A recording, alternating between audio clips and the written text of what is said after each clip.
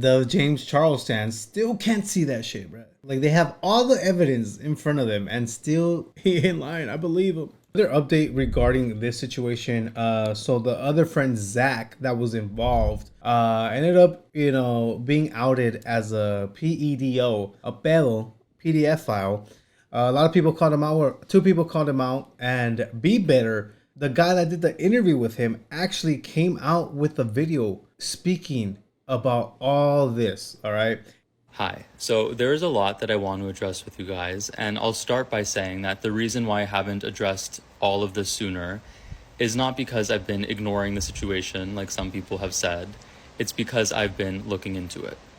So for those of you that may not know what I'm talking about, in the weeks since my interview was posted, there have been numerous and deeply disturbing allegations made against Zach Sellers, the individual that I interviewed. Now, these are potential crimes that we're talking about. And anytime a situation is as severe as that, my last priority is going to be to jump on TikTok and performatively make a video distancing myself, which seems to be what people wanted me to do. Instead, I have been spending the past week speaking to the victims, gathering as much information as I can to ensure that I have a full picture of what happened so I can speak as accurately as possible. So in this video, I'm going to try and address everything from the narratives that have been circulating online, as well as the many lies that James Charles said in his response video. And then in the end, everything. Dude, this guy Be Better must feel stupid as fuck for having an interview with Zach calling James Charles out. Just so Zach could end up like James Charles. Everything to do with the allegations made against Zach Sellers. So I want to start by addressing the narrative that is honestly the most hurtful to me, which is that I did this interview for attention or financial gain or to monetize the horrific trauma experienced by Kayla. So I just want to be clear about the facts.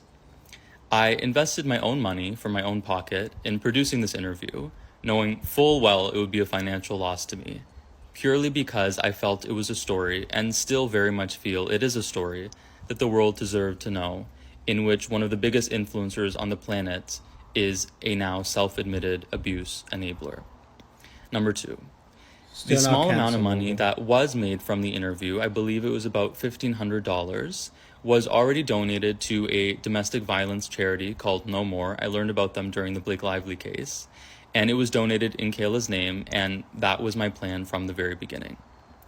In addition to that, the only reason this interview existed in the first place is because it was a story that Kayla wanted the world to know.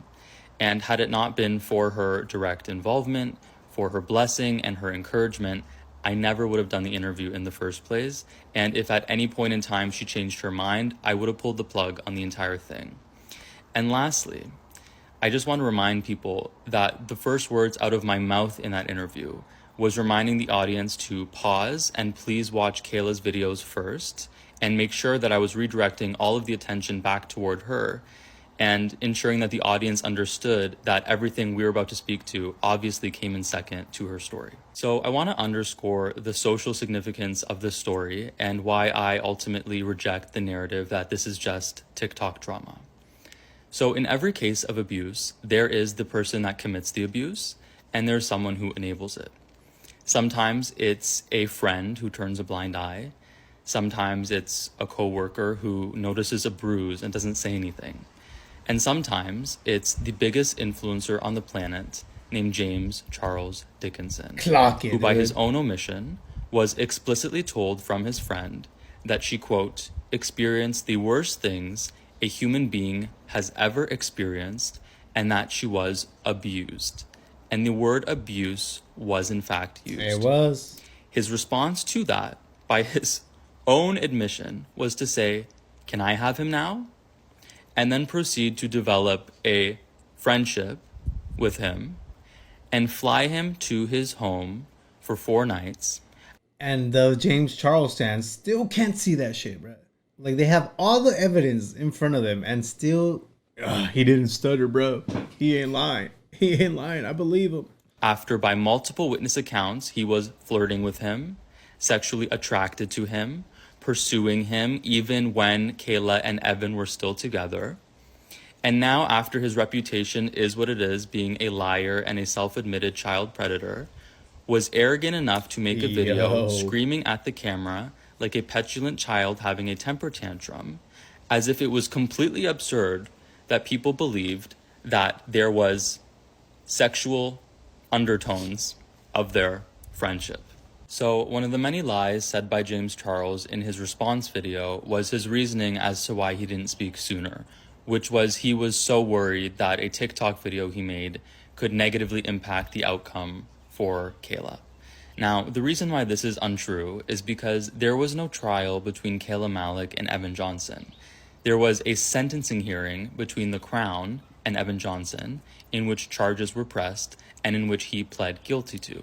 So there was no jury, there was no ongoing trial, and the idea that anything James Charles said in a TikTok video was going to be used is completely untrue and was a clever way for him to deflect the real reason as to why he didn't address all of this, which is that he was caught red-handed. Now, there was a very obvious logical contradiction made in James's response video, which was the way he attempted to absolve himself was by minimizing the friendship he had with Kayla, by saying, I didn't really know her that well.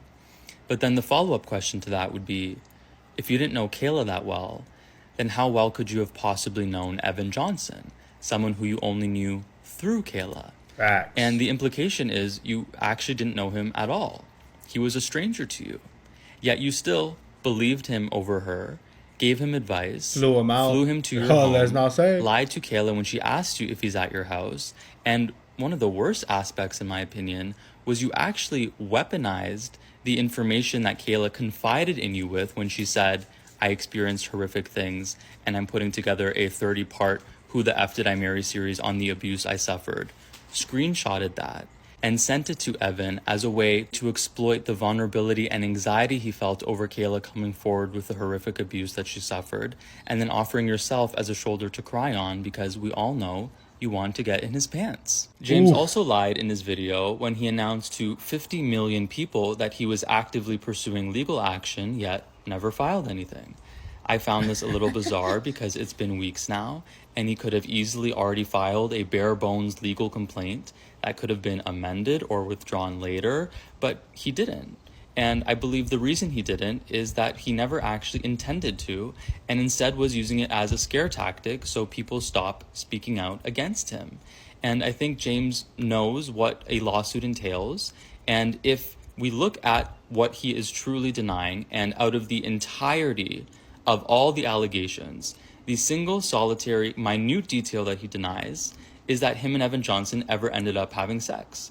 So if that is what the defamation suit is circulating around, the first thing that is going to be looked into during the discovery process is whether or not there were any sexual undertones between their interactions. And I think that is number one, the very reason why he will not file a lawsuit, because he definitely has something to hide. If he didn't, he wouldn't be scared of the discovery process and having all of his messages entered into the public record through subpoenas.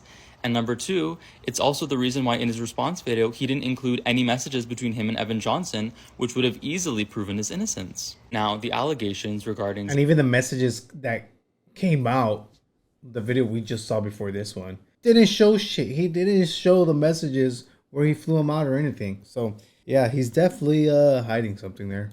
Zach sellers are completely disgusting. And I immediately confronted him the second that I saw Devin's video, to which he did not respond, and I've not heard from him since, which isn't really screaming innocent. I would be dishonest if I sat here and said that these allegations don't add a layer of complexity to this entire ordeal. I also can't tell you that I'm surprised that the individual who was always the best friend of Evan Johnson, someone who almost unalived Kayla, ended up having a shady past. What I can say I'm completely shocked by and have lost sleep over is the sheer stupidity that went into the decision to jump at the chance to sit down for an interview with me, in which the subject matter revolved around James Charles, someone who is historically and infamously condemned for messaging minors, in which Zach very well knew he had possibly engaged in the same behavior. Yeah, that's so fucking stupid. Facts. He's clocking it. He's clocking it, dude. In his past. I don't understand the psychology that went into that. I don't understand that he likely presumably thought that this wouldn't come out, it is a complete mystery to me.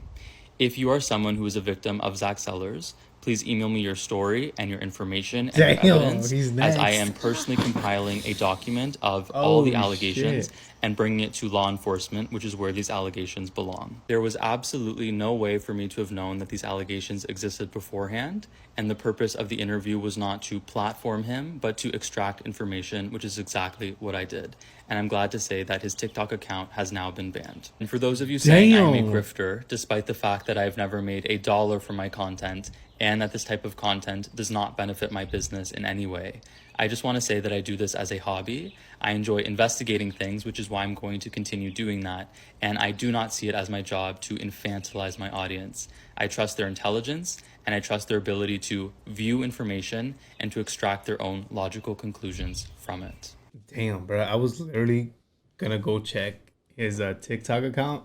I mean, I could still check, but apparently it was banned, dude. Wait. Zach Seller's account was hacked.